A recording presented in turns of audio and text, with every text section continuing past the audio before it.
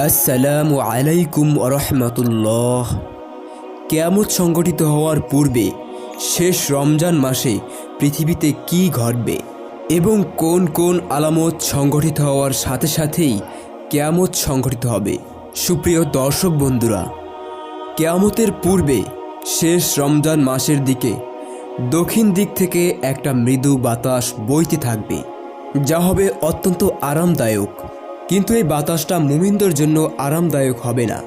এই বাতাসটা কাফের বেঈমান মুশরিকদের জন্য অত্যন্ত আরামদায়ক হবে। দক্ষিণ দিক থেকে যখন বাতাস বইতে আরম্ভ করবে, তখন মুমিনদের বাম পাঁজর এবং বগলের নিচে প্রচণ্ড পরিমাণ ব্যথার সৃষ্টি হবে। নবী করিম সাল্লাল্লাহু আলাইহি ওয়াসাল্লাম বলেছেন, সেদিন যার ঈমান যতটা বেশি মজবুত হবে, তার ব্যথাও ততটা বেশি প্রচণ্ড হবে। তখন কাফের মুশরিকরা মুসলমানদেরকে উদ্দেশ্য করে বলবে, তোমরা মুসলমান, তোমরা ঈমানদার, এজন্যই তোমাদের উপর লাঞ্ছনা এবং অভিশাপ বয়ে আসছে। আর এদিকে মুমিনগণ তাদের ব্যথার যন্ত্রণায় কাতরাতে কাতরাতে মৃত্যুর মুখে পতিত হবে। এগুলো দেখে কাফের মুশরিকগণ অত্যন্ত পরিমাণ হাসি ঠাট্টা করতে আরম্ভ করবে। অথচ মহান আল্লাহ পাক রব্বুল আলামিন তার মুমিন বান্দাদেরকে কিয়ামতের ভয়াবহতা থেকে মুক্ত রাখার জন্যই এই মৃত্যু দান করবেন। নবী করিম সাল্লাল্লাহু আলাইহি ওয়াসাল্লাম বলেন, এরপর পৃথিবীতে এমন একটা অদ্ভুত ঘটনা ঘটতে আরম্ভ করবে যা ইতিপূর্বে কোনো মানুষ দেখেনি। যখন পৃথিবীর বুকে আর কোনো মুমিনগণই জীবিত থাকবে না, তখন শুরু হবে এই অদ্ভুত ঘটনা।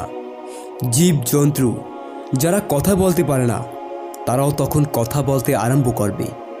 এমনকি আসবাবপত্র, জুতোর ফিতা, এমনকি পাথরের কণা পর্যন্ত কথা বলতে আরম্ভ করবে। তখন কোনো প্রতিবেশী যদি অপর কোনো প্রতিবেশীর কাছে কোনো আসবাবপত্র অথবা কোনো জিনিস চায়, তখন সেই প্রতিবেশীর ঘরে সেই জিনিস থাকা সত্ত্বেও সে দিতে অস্বীকার করে এবং বলে যে এটা আমার ঘরে নেই। তখন সেই আসবাবপত্র নিজেই কথা বলতে থাকবে এবং সে বলবে সে মিথ্যা বলছে, আমি তার ঘরেই আছি। তখন কোনো মিথ্যা এবং কোনো গোপনীয়তা বজায় থাকবে না। তখন সকল কিছুই প্রকাশ্য হবে। যা মানুষ গোপন রাখবে এবং যা মানুষ প্রকাশ্য রাখবে তা সবই সমান হবে। আল্লাহর রাসূল বলেন, এরপর যখন সমস্ত মুমিনগণ পৃথিবী থেকে মৃত্যুবরণ করবেন, তখন শুরু হবে এক ভয়াবহ কাণ্ড। তখন এমন এক জাতি বের হবে, তারা মক্কায় এসে খানায় কাবা দখল করে নিবে এবং হজ উমরা সমস্ত কিছুই বন্ধ করে দিবে। তখন এমন হবে যে মানুষের অন্তর থেকে কুরআনের নূর উঠে যাবে, এমনকি কুরআনুল কারিমের পৃষ্ঠা থেকে তার আয়াত উঠে যাবে। তখন পৃথিবীতে এমন একটা অবস্থা সৃষ্টি হবে যখন কোনো মানুষ অপরাধকে আর অপরাধ বলে মনে করবে না। তারা বড় বড় অপরাধকে খুবই তুচ্ছ বিষয় মনে করবে। তখন জেনা, ব্যভিচার, বেহায়াপনা, অসভ্যতা, মদ, জুয়া, পৃথিবীতে কোনো অপরাধী আর বাকি থাকবে না। তারা সমস্ত কিছুর সীমালঙ্ঘন অতিক্রম করবে। রাসূল সাল্লাল্লাহু আলাইহি ওয়াসাল্লাম বলেন, ততক্ষণ পর্যন্ত কিয়ামত সংঘটিত হবে না যতক্ষণ পর্যন্ত এই জমিনের ভিতর একজন ব্যক্তি আল্লাহ তাআলার নাম স্মরণ করে। তখন এমন অবস্থা হবে আপনি শুনে অবাক হবেন। তখন ইবলিস শয়তানও আফসোস করে বলবে, হায় আফসোস, একজন ব্যক্তিও কেন তার বাপদাদার ধর্ম অনুসরণ করছে না। তারা কেউই মূর্তি পূজা করছে না এবং তারা কোনো শিরকও করছে না। তখন সমস্ত মানুষ এমন একটা পর্যায়ে চলে যাবে যে তারা মূর্তি পূজাও করবে না, এমনকি আল্লাহ তাআলার ইবাদত তো করবেই না, অন্যান্য কোনো ধর্মগ্রন্থ তারা মানবে না। মানে হলো, এই পৃথিবীর বুকে যারা কিয়ামতের পূর্বে বসবাস করবে তারা সকলেই হবে নাস্তিক। তারা না মানবে আল্লাহ তাআলাকে, না মানবে অন্য কোনো ধর্ম।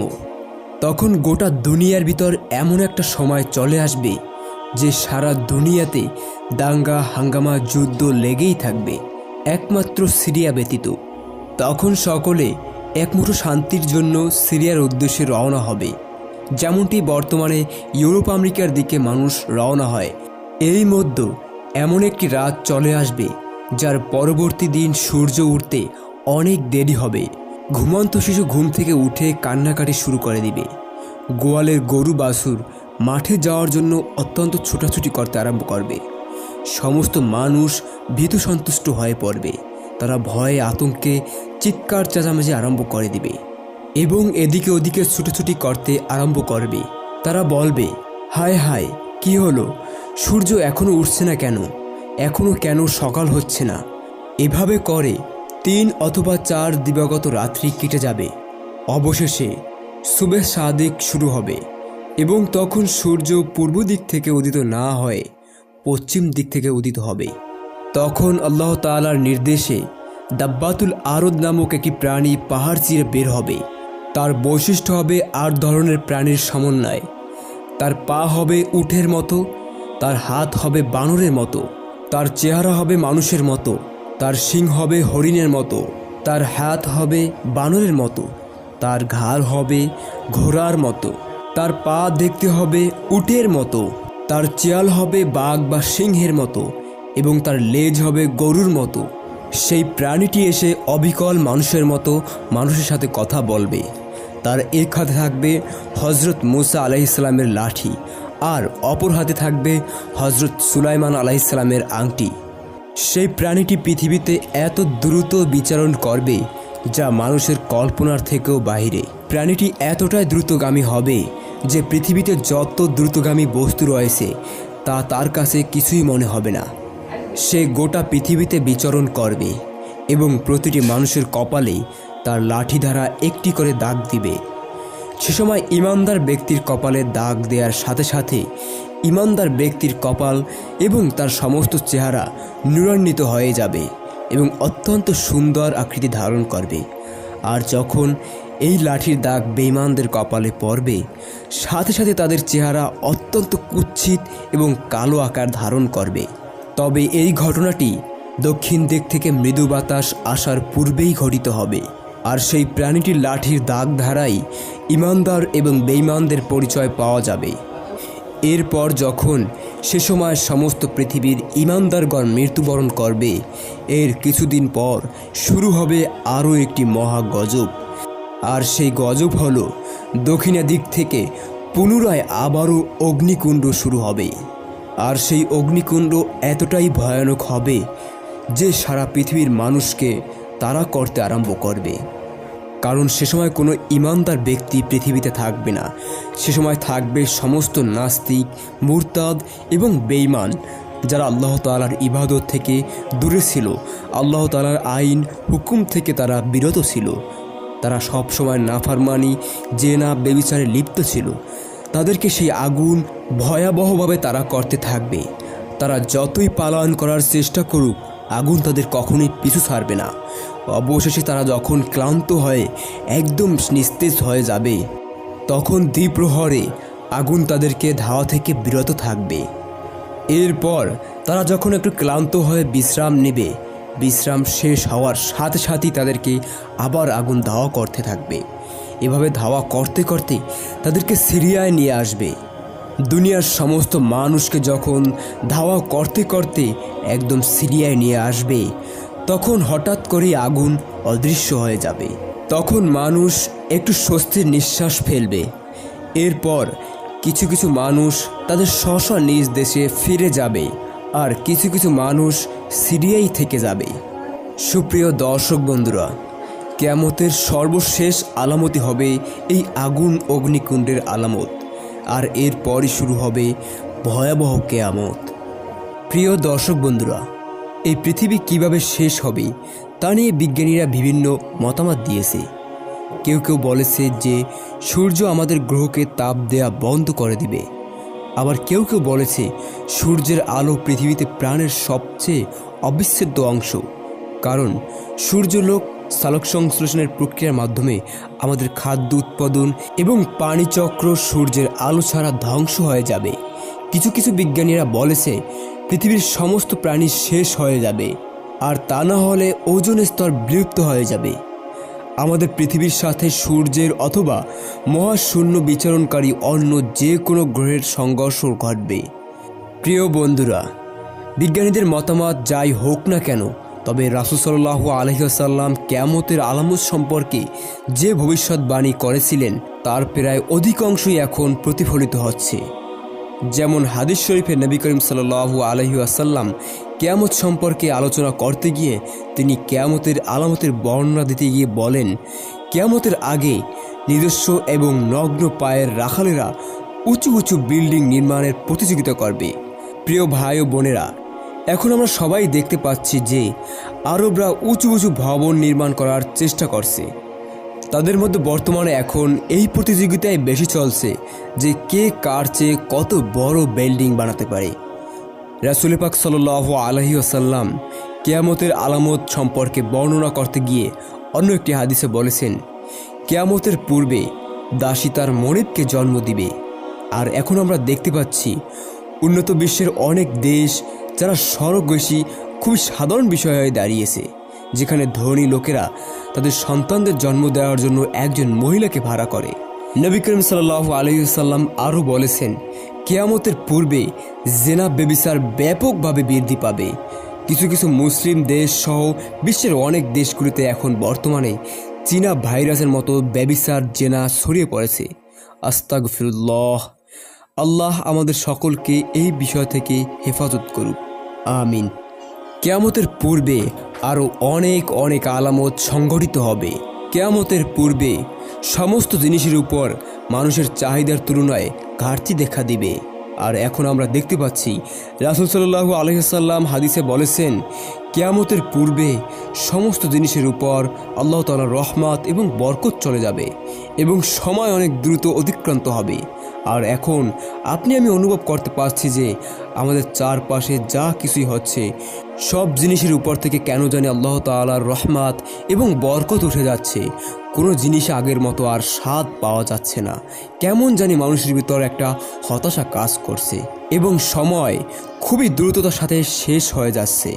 মনে হচ্ছে যেন একটা বছর আমরা অতিক্রম করতেছি একটা মাসের মতো, একটা মাস মনে হচ্ছে একটা সপ্তাহের মতো, আর একটা সপ্তাহ মনে হচ্ছে একটা দিনের মতো। এরকমই আমাদের সময় কোথা থেকে যে চলে যাচ্ছে তা কেউই বুঝতে পারছে না। এগুলোই হলো কিয়ামতের নিদর্শনের মধ্যে কিছু সাধারণ নিদর্শন, কিন্তু এর মধ্যে কিছু অন্যতম নিদর্শন রয়েছে যা রাসূল পাক সাল্লাল্লাহু আলাইহি ওয়াসাল্লাম বলেছেন। এর মধ্যে একটি অন্যতম নিদর্শন রয়েছে যা হলো কিয়ামতের পূর্বে যে শেষ রমজান আসবে, সেই রমজানে একটা বিকট আওয়াজ আসবে।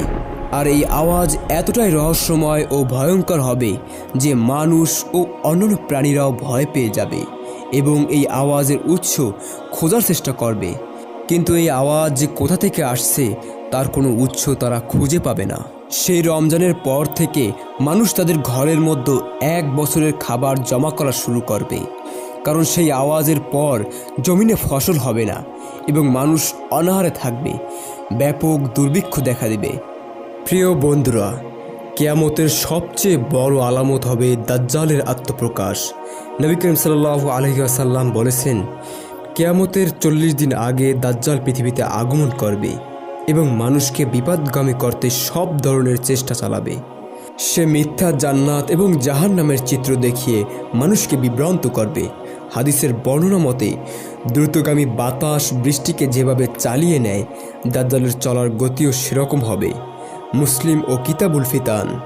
এছাড়াও কিয়ামতের আলামতের মধ্যে উল্লেখযোগ্য আরও একটি আলামত হলো অতিবৃষ্টি, অনাবৃষ্টি, তীব্র ঠান্ডা ও দাবদাহ সহ বিভিন্ন প্রকার প্রাকৃতিক দুর্যোগ ব্যাপক হারে বৃদ্ধি পাবে। অন্যদিকে মরু অঞ্চলে ঘটবে এর বিপরীত দিকটা। ঝড় বৃষ্টির বদলে বন্যার কবলে পড়ে বিপর্যস্ত হবে আরব অঞ্চল। পানির ছোঁয়ায় শুষ্ক মরুভূমি হয়ে যাবে সবুজ অরণ্যে ঢেকা। এ সম্পর্কে রাসূলুল্লাহ সাল্লাল্লাহু আলাইহি ওয়াসাল্লাম বলেছেন, কিয়ামত অনুষ্ঠিত হবে না যে পর্যন্ত সম্পদের প্রাচুর্য না আসবে। এমনকি কোনো ব্যক্তি সম্পদের জাকাত নিয়ে ঘুরবে, কিন্তু নেয়ার মতো লোক পাবে না। আরবের মাঠ ঘাট তখন চরণভূমি ও নদী নালায় পরিণত হবে। নবী করিম সাল্লাল্লাহু আলাইহি ওয়াসাল্লাম এই হাদিস দ্বারা শুধু বর্তমান সৌদি আরবের উদ্দেশ্যে নয়, বরং কোরআন হাদিসের ভাষায় আরব বলে গোটা উপদ্বীপকে বুঝিয়েছেন। রাসূলুল্লাহ সাল্লাল্লাহু আলাইহি ওয়াসাল্লাম কিয়ামতের যেসব বড় বড় আলামত সম্পর্কে বর্ণনা করেছেন তার মধ্যে অন্যতম কিছু আলামত রয়েছে, যা হলো হযরত ইমাম মাহদী আত্মপ্রকাশ, মিথ্যুক দাজ্জালের আবির্ভাব, হযরত ঈসা আলাইহিস সালামের আগমন, ইয়াজুজ মাজুজের আত্মপ্রকাশ, এবং পূর্ব পশ্চিম ও আরব অঞ্চলে ব্যাপক বড় ধরনের 3টি ভূমিধস হবে। রাসূল সাল্লাল্লাহু আলাইহি ওয়াসাল্লাম বলেন, কিয়ামতের পূর্বে বিশাল ধোঁয়ার সৃষ্টি হবে সারা পৃথিবীব্যাপী এবং পশ্চিম গগনে সূর্য উদয় হবে, অদ্ভুত প্রকার জন্তু বের হবে আর ইয়েমেন থেকে আগুন বের হবে যা সমস্ত মানুষকে হাঁকিয়ে ধাকিয়ে একদম সিরিয়ায় নিয়ে আসবে। আর এরপরে শুরু হবে কিয়ামতের ভয়াবহতা। প্রিয় মুসলমান ভাই ও বোনেরা, আমরা সকলেই কিয়ামত বিশ্বাস করি। কিয়ামত যে হবে এতে কোনো সন্দেহ নেই।